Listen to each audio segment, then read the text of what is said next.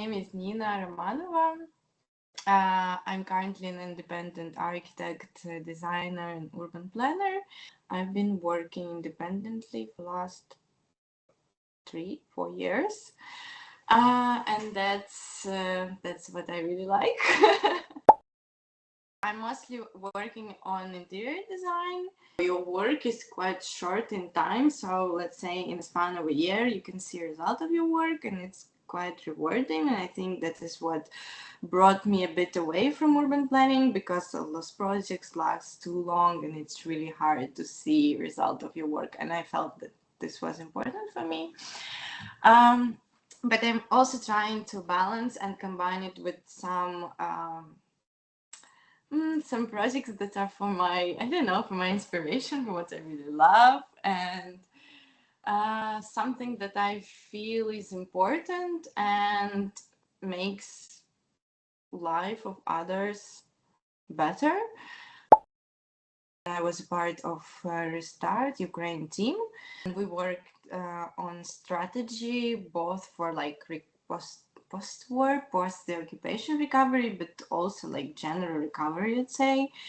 I felt useful.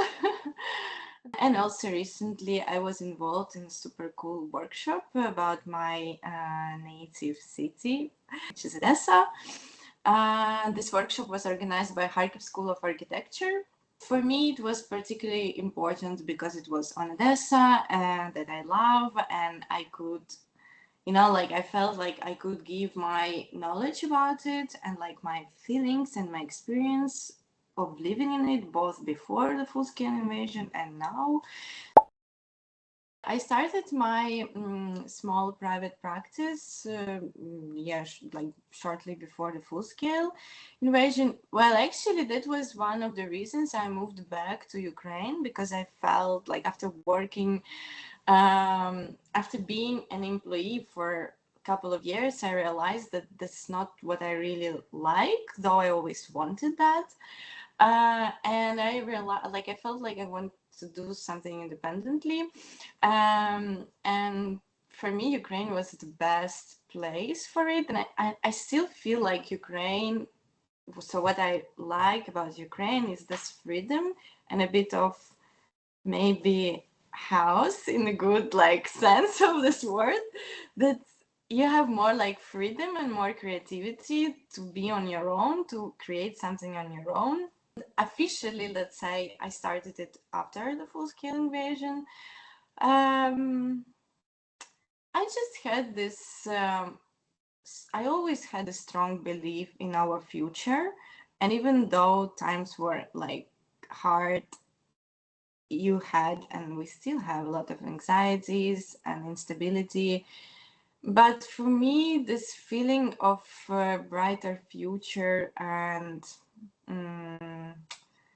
just brighter future for Ukraine is the most important and is the strongest one, really. So, and I feel like me as this one small unit is okay, something that I personally can do in order to improve my country, to help my economy. So if I'm not at war, if I'm here in like normal life, I have to work, I have to pay taxes, and I have to be productive and do something. Start a full-scale invasion, I mean, it influenced a lot because there was no work at all, like at all, for let's say first 6 months. And then I felt there was this like first this breath of like reliefs coming in. I think most of us realize that war is here for a long time, and we need to adapt, we need to adjust, we need to find a way to work and live with it. Life came back somehow, and I got a lot of work for like, let's say, second year of war. And then for me personally, this last year is quite bad because with all the blackouts and the duration of the full scale war, some people keep on losing hope. somehow. And obviously it influences a lot, like economical situation for each of us personally and in general.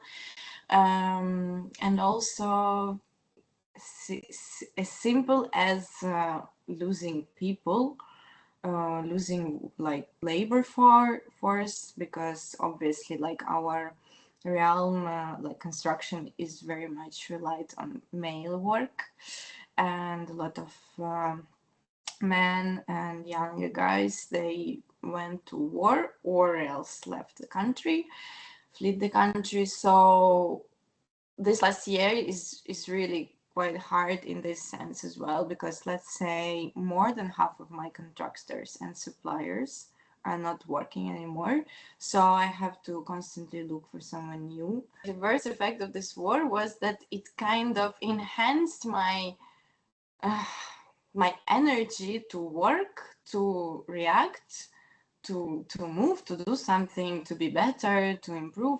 Yeah, unexpectedly you can find something good even during the war.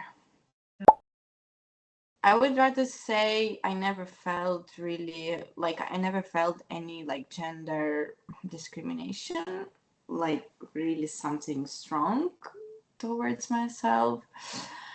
But what is true is that like architectural thing in Ukraine is truly dominated by males, which I think is the fact not only for Ukraine but for the whole world, and maybe not only for architecture actually. Yeah. Mm, it's nothing special, nothing big, nothing epic. I just want Ukraine to be comfortable, good place to live, safe, yeah, comfortable again, fair for everyone, equal for everyone.